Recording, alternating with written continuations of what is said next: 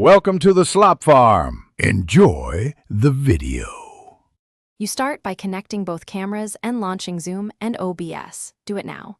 Make sure the external camera has power and the USB capture device is recognized. In OBS, create two sources, camera A and camera B, place them in separate scenes, and start the OBS virtual camera.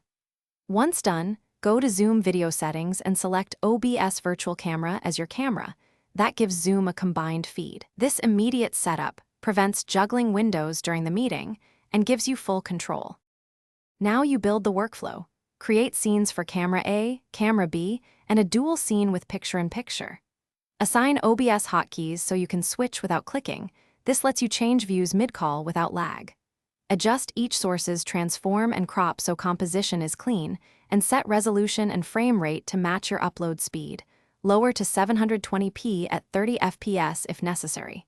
Once done, test transitions locally to ensure audio stays synced, and the visual framing reads well on small screens.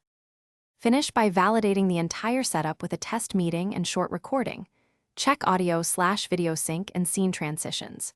If you see dropped frames or stutter, make sure Zoom isn't using the physical camera directly, lower scene resolution, close bandwidth-heavy apps, and avoid unpowered USB hubs.